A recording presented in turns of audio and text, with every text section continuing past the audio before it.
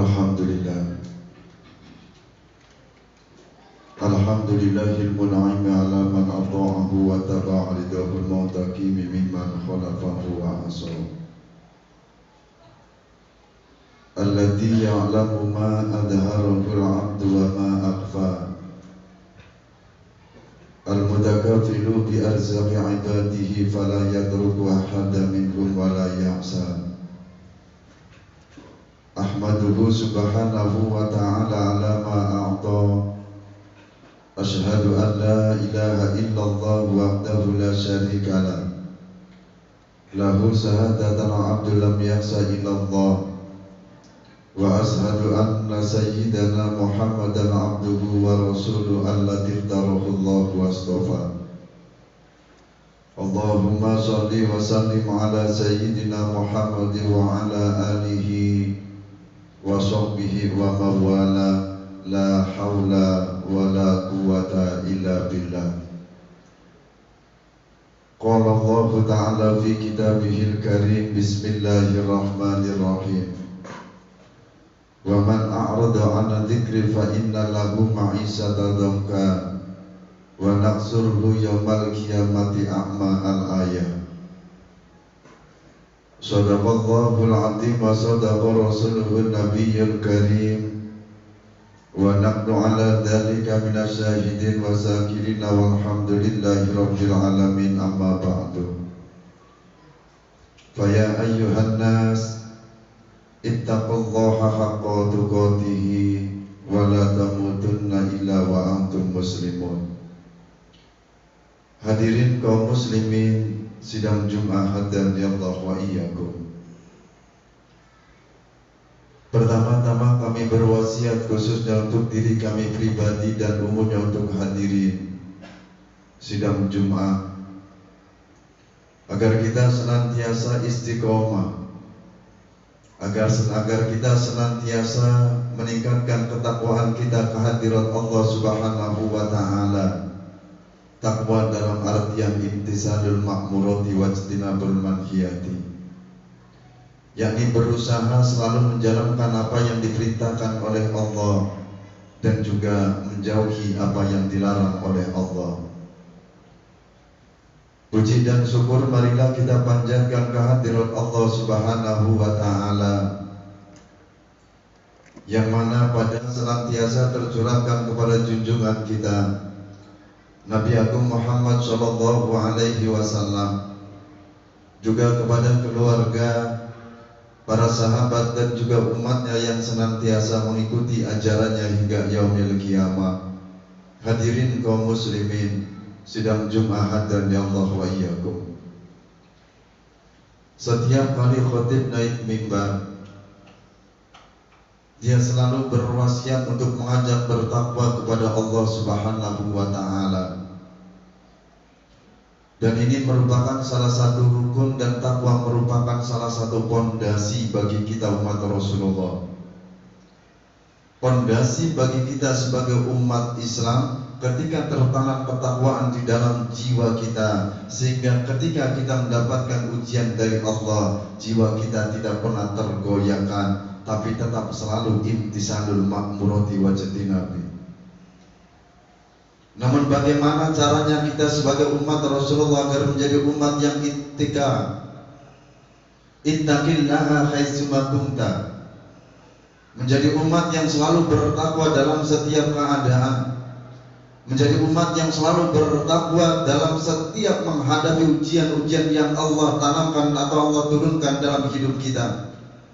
Ketika Allah datangkan kebahagiaan dalam hidup kita, Allah datangkan kesuksesan dalam hidup kita, Allah datangkan rezeki yang begitu melimpah dalam hidup kita, kita tidak pernah tergoyahkan, tetap jiwa kita imtisalul ma'murati wajtinabi. Ataupun sebaliknya, ketika Allah datangkan sesuatu yang tidak kita inginkan, Allah datangkan kesedihan dalam hidup kita, Allah datangkan kesempitan masalah rizki dalam hidup kita, terus menerus ujian Allah datangkan dalam hidup kita, namun jiwa kita tetap tidak tergoyahkan menjadi hamba-hamba Allah yang imtisalul ma'murati wajtinabi. menjadi hamba-hamba Allah yang dalam setiap keadaan dia tetap istiqomah bertakwa kepada Allah. Ittaqillaha haitsuma kunta. Allah Subhanahu wa taala telah menegaskan, alladzina yu'minuna atau dzalikal kitabul la raiba fi hudan lil muttaqin. Kata Allah Subhanahu wa taala di dalam surat Al-Baqarah ayat 2, dzalikal kitabu Al-Qur'an itu la raiba fihi, tidak ada keraguan-raguan fihi di dalamnya. Hudalil muttaqin, dan Al-Quran merupakan petunjuk lil muttaqina, bagi orang-orang yang bertakwa. Maka kita sebagai umat Rasulullah Shallallahu Alaihi Wasallam diwajibkan agar kita senantiasa mempelajari Al-Quran, memperbanyak membaca Al-Quran, baik makhorijul hurufnya, kemudian kita mempelajari tafsir kandungan isi Al-Quran baik yang tersurat maupun yang tersirat, agar tumbuh ketakwaan di dalam jiwa kita kepada Allah Subhanahu wa taala. Bagaimana kita bisa bertakwa kepada Allah kalau kita sendiri belum bisa membaca Al-Quran? Bagaimana kita mengamalkan Al-Quran sedangkan diri kita tidak memahami kandungan-kandungan yang ada di dalam Al-Quran? Maka pantas kata baginda Rasul, Iqra'ul Qur'ana, memotivasi kita umatnya, bacalah Al-Quran. Fa innahu, maka sesungguhnya Al-Quran ya'ti akan datang yaumal kiamati, kelak di hari kiamat, syafi'an, akan menjadi penolong, akan menjadi syafaat li ashabihi, bagi orang-orang yang mau membacanya. Bahkan kata baginda Rasul pun dalam hadis yang lain, khairukum man ta'allamal Qur'an wa 'allamahu. Sebaik-baik di antara kita umat Rasulullah adalah orang yang mempelajari Al-Quran, ingat wa 'allamahu, dan mengamalkan kandungan-kandungan Al-Quran.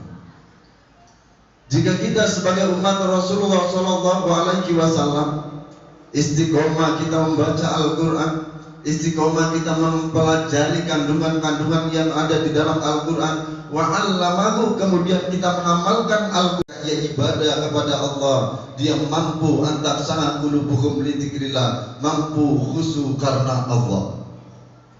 Maka di ayat yang selanjutnya dijelaskan siapa hakikatnya orang-orang yang bertakwa, alladzina yu'minuna bil ghaib, orang-orang yang beriman kepada yang gaib, Allah dan yang maha gaib.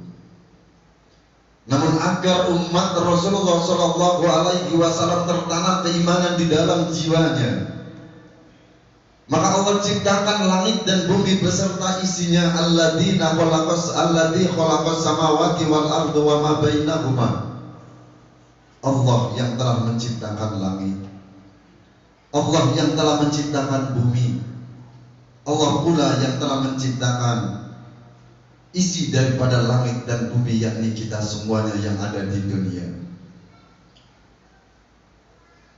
Dengan membaca ciptaan-ciptaan Allah yang termasuk adalah ayat-ayat kauniyah atau tanda-tanda kebesaran Allah, ini pun Nabiullah Ibrahim alaihi salam pernah munajat kepada Allah, pernah berdoa kepada Allah. Sebelum baginda Rasul diutus oleh Allah, Nabiullah Ibrahim berdoa, Rabbana wab'ats bihim rasulan minhum yatlu alaihim ayatik.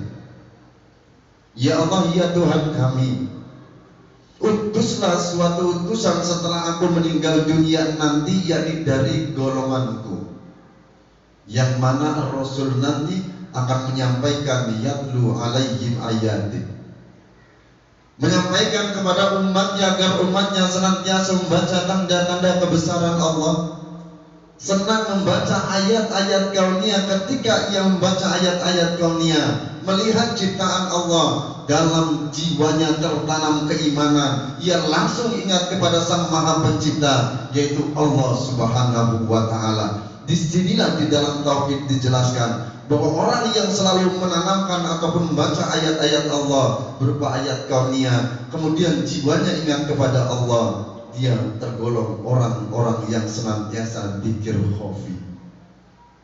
Jiwanya selalu dzikir kepada Allah, jiwanya selalu ingat kepada Allah. Maka jikalau jiwa seseorang sudah ingat selalu istiqomah kepada Allah, Allah Subhanahu wa ta'ala akan memberikan ketenangan, ketenteraman dalam jiwanya orang-orang tersebut. Sehingga apa, manusia ketika wayukimuna sholata, menjalankan sholat, dia sadar diri bahwa dia adalah makhluk yang la haula wala quwata illa billah. Dia makhluk yang tidak punya daya, upaya dan kekuatan. Ia mau menjalankan ibadah, hakikatnya Allah yang memberikan kekuatan, Allah yang menggerakkan. Sehingga ketika ia menjalankan sholat, ia jalankan karena Allah, jiwanya kembali ingat kepada Allah. Begitu juga wa mimma razaqnahum yunfiqun. Ketika orang-orang yang bertakwa di dalam jiwanya senang membaca ayat-ayat Allah, baik kauliyah maupun ayat-ayat Allah berupa kauniyah. Ketika ia diberikan kekayaan oleh Allah, dia semakin cinta kepada Allah dan yang maha kaya, sehingga menjadi orang-orang yang dermawan. Wa mimma razaqnahum yunfiqun. Kekayaan adalah titipan dari Allah. Ketika ia jiwanya tertanam ketakwaan, maka harta benda yang dititipkan oleh Allah kepadanya, ia akan selalu dijalankan di jalan Allah, tidak menjadi orang-orang yang bakhil. Oleh karenanya kita yang masih diberikan nikmat sehat oleh Allah, nikmat panjang umur oleh Allah, mari kita pelajari sumber-sumber hukum kita sebagai umat Islam, yakni Al-Quranul Karim. Baca Al-Quran, pahami Al-Quran, amalkan Al-Quran, agar tertanam ketakwaan di dalam jiwa kita.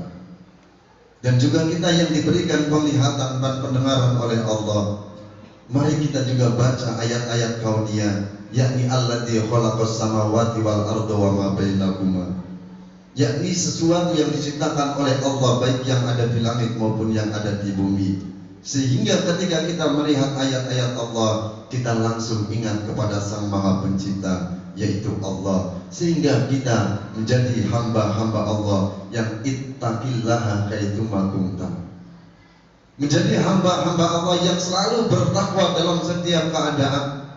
Jiwanya tidak mudah goyah dengan ujian-ujian yang Allah datangkan dalam hidupnya.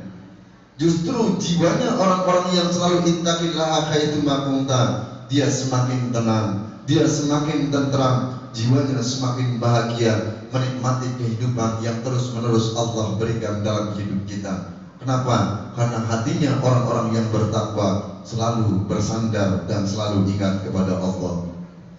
Mungkin ini saja yang dapat khotib sampaikan.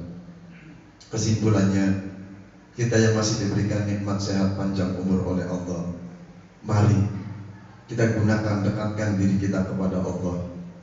Mari kita terus-menerus istiqomah ibadah kepada Allah. Bagaimana caranya agar kita mengetahui tata cara ibadah sehingga kita menjadi orang-orang yang bertakwa? Pelajari Al-Quran beserta isi dan kandungannya, kemudian kita amalkan. Agar jiwa kita terus-menerus ingat Allah, kita pun harus selalu membaca ayat-ayat kauniyah, agar kita tergolong orang-orang yang terus-menerus istiqomah dzikir khafi, sehingga hidup kita semakin tenang dan tentram. A'udzubillahi minasyaitonirrajim. Bismillahirrahmanirrahim. Wal 'asri innal insana lafi khusrin illa alladziina amanu wa 'amilus shalihati wa tawassaw bil haqqi wa tawassaw bis sabr. Wa qur rabbighfir warham wa anta khairur rahimin.